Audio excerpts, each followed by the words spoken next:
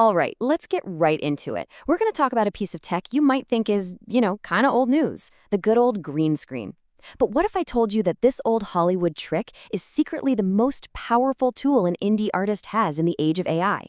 Today, we're going to break down exactly how you can blend these two worlds to create some absolutely stunning visuals, all on your own terms. Have you ever had one of those huge cinematic ideas for a project, for a music video, only to have it just smash into the wall of reality?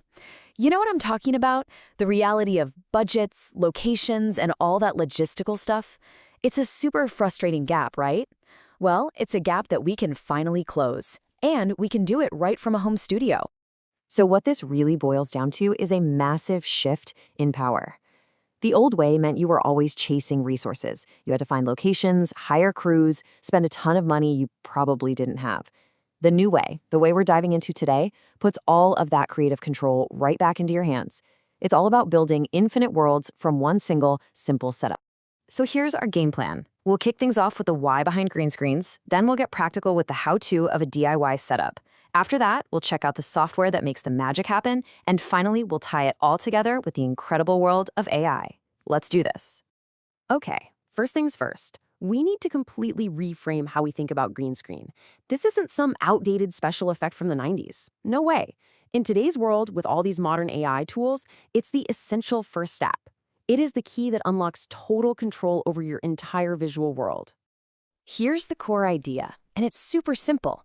Green screen is all about separation. It cleanly lifts you, the artist, right out of your physical room. And AI, well, AI is all about creation. It generates a brand new, limitless space for you to exist in. When you put those two together, you're not just filming a performance anymore, you're literally designing a world. Okay, so why green? I mean, of all the colors, why that specific, kinda obnoxious shade? And how has this one technique managed to stick around for nearly 100 years? Let's take a quick look at where it came from, because honestly, understanding its simple purpose makes using it so much easier. This whole idea of replacing a background is nothing new. It actually started way back in the 1930s with black backgrounds. Then it evolved to blue screens, which worked better with film. And then, with the rise of digital cameras, it landed on green. So the tech has changed for sure, but the basic goal has always been the same. Just separate the subject from their surrounding. Now, the fancy industry term for all this is chroma keying, but please, don't let that intimidate you. All it really means is that the software looks for one very specific color, our bright green, and just erases it. It makes it totally transparent so you can stick a new background behind you. That's it, simple as that.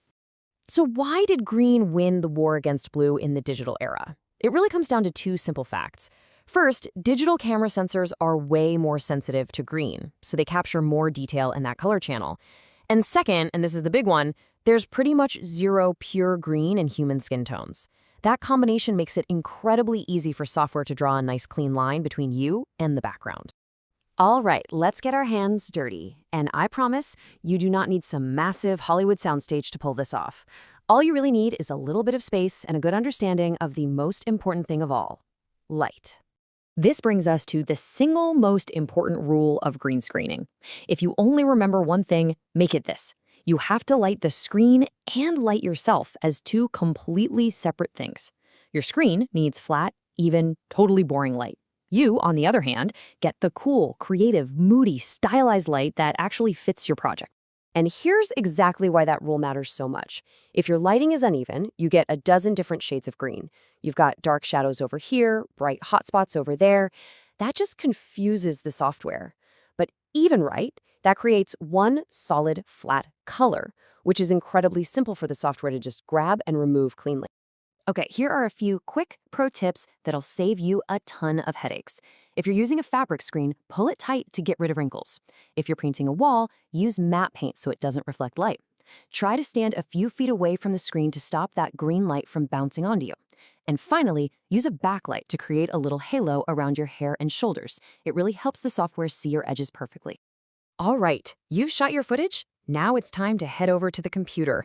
Let's demystify this whole process of keying and show you how modern software makes this step surprisingly straightforward. I absolutely love this analogy. Think of your editing software like a pair of digital scissors. If you give it a photo with a clean, simple, one-color background, cutting the person out is super easy, right? But if the background is messy and complicated, the cut is going to be sloppy. Your job on set is to make the cut as easy as possible for the software later on. And you know what? It doesn't really matter which big editing program you use. Whether it's the powerful free version of DaVinci Resolve, Adobe's Premiere Pro, or Apple's Final Cut Pro, they all have excellent keying tools built right in. They might work a little differently, but the core idea is exactly the same. So here's the bottom line for this section. Don't stress about which software is the best. Focus on your lighting and your preparation on set. Because if you feed the software clean, well-lit footage, you are going to get a clean result. It's that simple. Clean footage in equals clean key out. Okay, now for the really fun part. Your background is gone, you've got a clean, transparent video of your performance. Let's take that and plug it into the limitless creative potential of AI-generated worlds. Right now, tools like Runway are perfect for generating moving, cinematic video backgrounds. You can use an AI assistant like Gemini to help you brainstorm concepts and write better prompts. And then you have the future, things like OpenAI's Sora, which promise to build entire, complex scenes from just a text description. The AI world is basically your new digital backlot. But here's the final critical step to really sell the illusion. You have to make it look like you belong there. Use color grading tools to match the tones and the mood of your performance to the AI background. And here's the pro move. Let the way you lit yourself inform the AI prompt. If you used a cool blue light on your left side, add something like glowing blue alien moon on the left side to your AI prompt. That's what makes it look intentional, not just like you're pasted on top. Okay, let's zoom out for a second. Because this isn't just about making one cool video. This is about building a sustainable, repeatable system that can power your entire visual brand. This is where the real efficiency kicks in. You shoot one great performance on a green screen, and that single piece of footage can now become your official music video, a dozen different social media clips, the looping visuals for your live show, and the teasers for your next release. It is an incredible force multiplier for your creative energy. See, this isn't a shortcut. It's a strategy. It's about working smarter, not harder. By building a system like this, you can create a consistent, high-quality visual presence without burning yourself out or breaking the bank. You start to operate with the efficiency of a much bigger studio. So the power has officially shifted. The tools to separate yourself from your space and to create entirely new ones, well, they're more accessible than they have ever been. You have the roadmap, you have the system. The only real question left is, where do you want to go? What world are you going to build first?